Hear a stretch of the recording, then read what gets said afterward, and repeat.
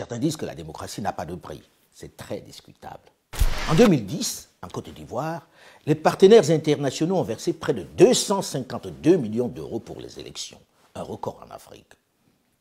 En 2018, les élections présidentielles et législatives ont coûté au Mali un peu plus de 76 millions d'euros, soit presque 50 milliards de francs CFA. Au Cameroun, on a dépensé en 2018 pour les élections présidentielles un peu plus de 82 millions d'euros, soit 54 milliards de francs CFA, pour reconduire le président aux affaires depuis novembre 1982, et presque les mêmes représentants à l'Assemblée nationale, soit l'équivalent de 530 écoles de qualité dans le pays, ce qui changerait considérablement le monde scolaire et académique.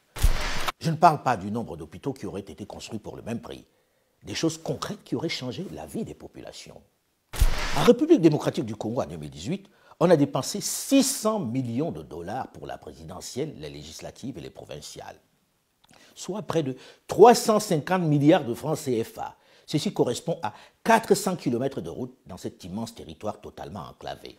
2 parcs agro-industriels, 5 avions Airbus 319 neufs, 4000 bus de transport neufs de marque Mercedes, plus de 4000 écoles primaires et secondaires. Avec cette somme, on aurait aussi pu bâtir plus de 5 barrages hydroélectriques pour fournir l'énergie qui fait si cruellement défaut à ce vaste territoire, ou encore 50 centrales de production d'eau potable dans ce pays où l'on meurt encore de paludisme. Ces calculs sont ceux de l'ancien Premier ministre Matata Ponyo Mapon. Tout cet argent, cette somme aurait pu permettre de lutter efficacement et définitivement contre l'insécurité dans l'est de la RDC où des bandes armées font encore la loi.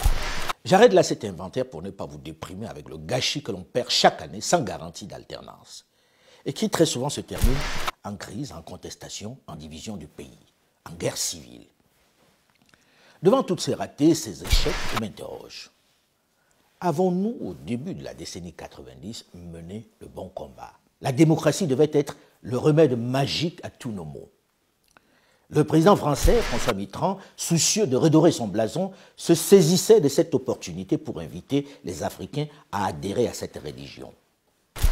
C'est évident que cette aide traditionnelle, déjà ancienne, sera plus tiède en face de régimes qui se comporteraient de façon autoritaire sans accepter l'évolution vers la démocratie, et qu'elle sera enthousiaste vers ceux qui franchiront ce pas avec courage et autant qu'il leur sera possible. Pour que s'installe cette nouvelle religion, cette urgente démocratie, il fallait absolument faire partir les anciens, les tout-puissants pères fondateurs hérités des indépendances. Et dans ce combat, beaucoup de jeunes et de moins jeunes y ont laissé leur vie.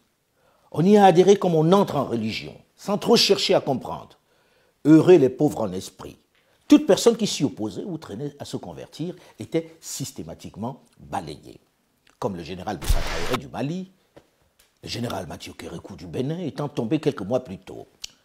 La bourrasque a emporté entre autres le président Denis Sassou Nguesso du Congo, Mobutu Sese Seko du Zaïre, pour ne citer que cela. Bref, le paysage politique s'est vu modifié. Désormais, on entrait dans l'ère des élections tous azimuts.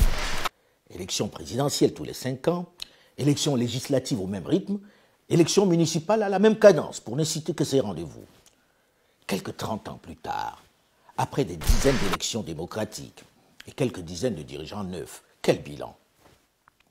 De nombreuses nations africaines ont adopté des textes très démocratiques, presque toujours calqués sur les modèles occidentaux, notamment ceux de l'ancienne métropole, ceux de l'ancien colonisateur qui leur a si généreusement prescrit ce remède. Est-ce bien de cette démocratie dont le continent a urgemment besoin? Et je sais que ce type de réflexion peut susciter une critique acerbe, la colère des nombreux diplômés qui l'ont adopté comme on entre en religion. Je peux le comprendre et intégrer leur opposition. Mais dans l'absolu, n'est-ce pas du débat d'idées dont nous avons besoin urgemment aujourd'hui? N'est-ce pas urgent de penser par nous-mêmes, de choisir ce qui correspond mieux à nos aspirations? Le moment de s'interroger sur le mode idoine de gouvernement dont a besoin le continent noir n'est-il pas venu? Peut-être devons-nous enfin oser faire la critique intelligente de cette démocratie importée, imposée. C'est clairement dit. À vous jeunes de vous décomplexer et réfléchir à de nouveaux concepts, à de nouveaux modèles adaptés à notre environnement. Mais surtout, il ne s'agit pas de quitter un maître pour un autre. Il ne s'agit pas de se libérer d'un conquérant pour un autre dominant. Il ne s'agit pas de dire « je vais me vendre aux Chinois, aux Russes ou aux Indiens ». Non.